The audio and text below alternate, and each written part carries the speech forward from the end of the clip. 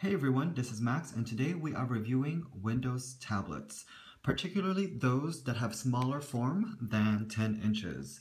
Now, here we have the Toshiba Encore 2. Now, even though we have the Toshiba Encore 2, most of the tablets that have the smaller form factor have pretty much a lot of things in common.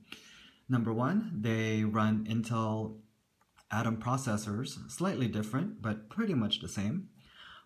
Also, they have 32 gigabytes of onboard storage, which they are all expandable with a microSD slot, which is located somewhere on the device. In this particular one, it is located next to the volume down button. You have front and rear cameras. This one has higher end specs. The front has a 1.2 megapixel front camera, and the rear has a 5 megapixel camera. The other tablets, such as the HP Stream 7, simply because of its lower price point of $99, the front camera has 0.2 megapixel and a 2 megapixel rear camera. Now, let's see here. On these devices, Windows Office 365 does come for free for 1 year, so I have just activated mine, and now I have access to a whole suite of productivity Office applications, which include Word, Excel, PowerPoint, OneNote, Outlook, Publisher, and Access.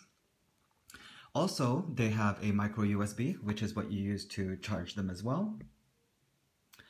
And they also have Bluetooth, so you can use a mouse, a Bluetooth mouse, in case you happen to be working. You can set this down, use a Bluetooth mouse, and you will be able to use the tablet just as well through navigation.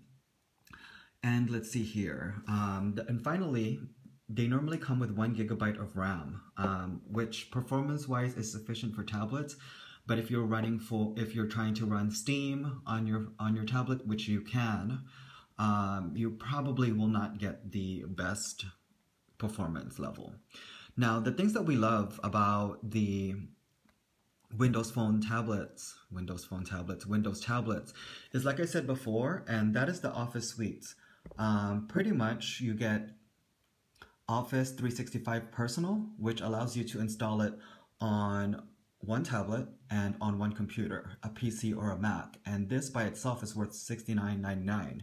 So if you need it for school or for work or for your personal life, getting one of these tablets might be worth it, simply because it also comes with, even if you buy the cheapest tablet right now, which is the HP Stream for $99, you will be able to get the 1 year free of the device as well. Okay, so let's come on, there it goes.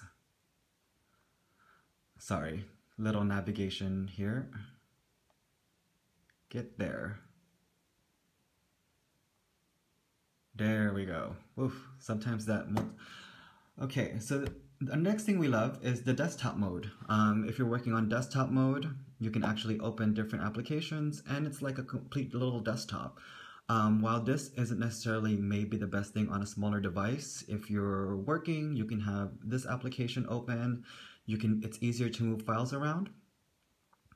And this is great for desktop mode. You can drag and drop, create a folder, which is definitely something you can't do on an iPad, and move files wherever you want, and basically not have a problem with navigating and knowing where your files are located.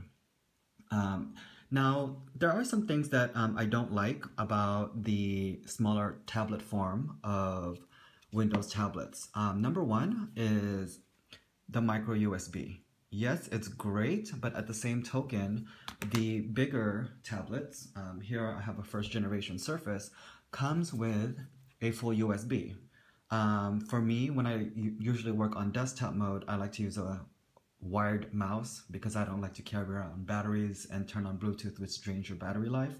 So that's definitely somewhat of a negative for me, and as well as external storage, simply because this does come only with 32 gigabytes, although it is expandable with a microSD card, and of course you can save things on the cloud such as OneDrive. Another thing that is really bad in terms of your experience with the Windows tablet is if you already have an iPad or an Android tablet, your choices when it comes to the application store is still quite limited.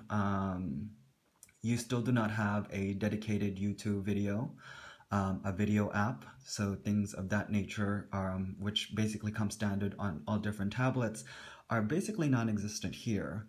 Now, while the game selection has been increasing a lot, and you can earn achievement points for those Xbox games that have the for those games that have the Xbox on the top, you can earn achievement points on those, but they're still quite limited. I think there's maybe about a maximum of 30 games that have the Xbox achievement profile. And if you're looking for any top maybe 10 games that you can find on the iPad or the Android, chances are you probably won't find them here on the Windows platform for now.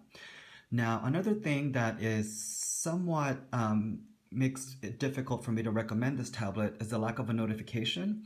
Now, while I'm quite happy I receive notifications by email and this live tile does work great, I have people who have commented on my Facebook page and things of that nature. There basically isn't anywhere for me to swipe at any point and get any type of all of my notifications, as opposed to an Android device or an Apple device where now you can swipe down from somewhere and you can see all of your notifications.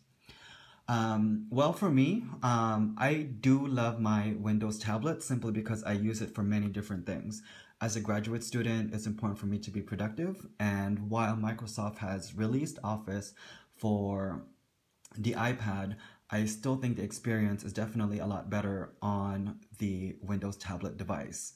So my primary recommendation for this is for people who use Windows a lot, for students, and for people who need a second device that's maybe an extension of their current operating system on their computer, which is Windows. If you guys have any questions about Windows devices, Windows tablets, or if it's the device for you, or if you're looking for a particular application and you want us to search for it, just send us a message. Well, thank you guys for watching. Don't forget to hit like and subscribe, and that's it. Thank you guys for watching. Take care. Bye-bye.